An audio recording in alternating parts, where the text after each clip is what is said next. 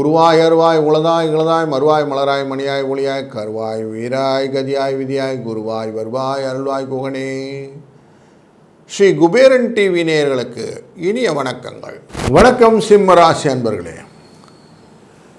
இந்த வாரத்திலே வருடக்கோள்கள் என்ற வரிசையிலே இருக்கக்கூடிய குரு 18ஆம் தேதி 12ஆம் இடமான கடகராசிக்குள்ளே நுழைகிறார் என்ற செய்தியும், மாதக்கோளான சூரிய பகவான் உங்கள் ராசிநாதன் கன்னிராசியிலிருந்து துலா ராசிக்குள்ளர நீச்சம் என்கிற கதிக்கு அடைப்போகிறார் என்பது முக்கியமானது. 18ஆம் தேதி இது நடக்க போகிறது. இப்போ இந்த இரண்டு நிகழ்வுகள் இருக்கும்போது 13ஆம் தேதியிலேருந்து 19ஆம் தேதி வரைக்கும் எப்படி இருக்கும் அப்படிங்கிற ஸ்பெல்லை பார்க்க போகிறோம்.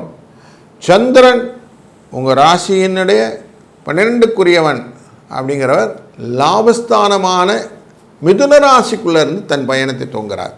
திருவாதிரை நட்சத்திரத்திலிருந்து தன் பயணத்தை தொடங்கக்கூடிய இந்த சந்திரன் ஒரு 4 நாளைக்கு நல்ல ஃபன் ஃப்ளோ அப்படின்னு சொல்லுவோம், பணம் வருவதற்கான வாய்ப்புகளை கொடுப்பதனாலே, செய்யக்கூடிய செயல்களிலே வெற்றியை தருவதனாலே, உங்களுடைய வியாபாரத்திலே நல்ல விருத்தியை தருவதனாலே, முக்கியமாக துணி மற்றும் உணவுத் தொழில் வியாபாரிகளுக்கு நல்ல விற்பனைக்கான வாய்ப்புகள் கிடைப்பதனாலே சந்தோஷமும் வெற்றியும் பெருகுவதற்கான வாய்ப்புகள் அதிகமாக இருக்கிறது.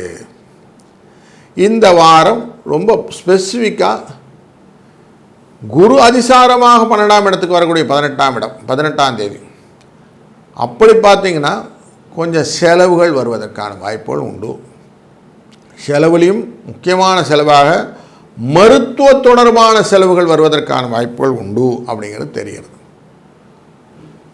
குரு அதிசாரமாக உள்ளே வந்து தன் பார்வையை எங்கே பார்க்கிறார்னா விருச்சிக ராசி மேலே பார்க்குறார். உங்கள் ராசியிலிருந்து 4ஆம் இடம், மண் மனை வாகன யோகம் கொண்ட மாத்ருஸ்தானமான 4ஆம் இடம், பாசத்தின் உருவே கொண்டது அந்த 4ஆம் இடம். அந்த இடத்துல பார்க்குறார். உங்களுக்கு எதையுமே அப்படி அரவணைச்சி போகணுன்ற எண்ணம் உண்டு. அப்படிப்பட்ட எண்ணம் பொது ஜனத்தை கொண்டு வந்து கோர்த்து செய்யக்கூடிய காரியங்கள், அவங்களுக்காக செய்யணும் இவங்களுக்கான செய்யணுன்ற எண்ணங்கள் எல்லாம் வந்து அதன் மூலியமாக கொஞ்சம் செலவுகளும் உண்டாகும். அவங்களுக்கு வீட்டில் பிரச்சனையா, அதுக்காக நான் கொஞ்சம் செலவு பண்ணுறேன், அவங்களுக்கு அந்த பொருள் வேணுமா, அதுக்காக கொஞ்சம் செலவு பண்ணுறேன் அப்படின்னு சொல்லி கொஞ்சம் செலவு.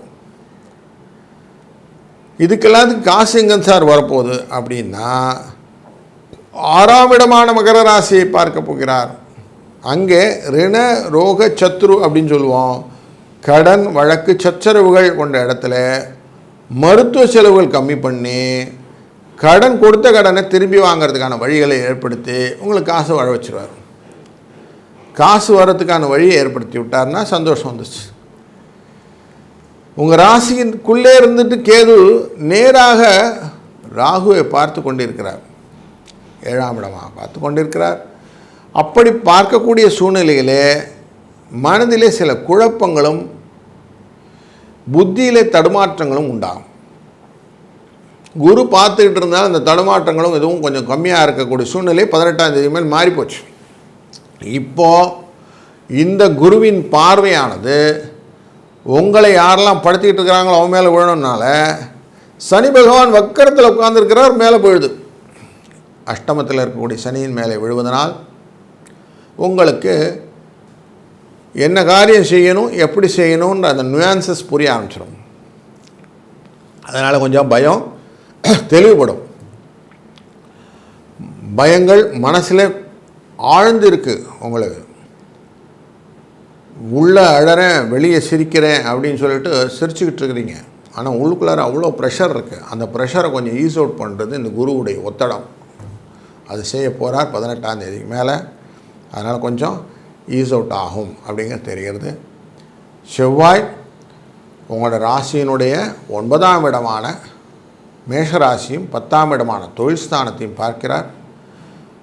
அவருடைய பார்வையினாலே தைரியமாக சில காரியங்களெல்லாம் செய்யணும்னு எடுப்பீங்க. அது சிலதெல்லாம் கெட்டு போகும், சிலதெல்லாம் பண விரயத்தையும் கொடுக்கும். அதனால் கொஞ்சம் எக்ஸ்ட்ரா பயத்தையும் கொடுக்கும். கொஞ்சம் புதிய வெஞ்சர்ஸ் எதுவும் பண்ணாமல் இருப்பது இந்த வாரத்தில் நல்லது.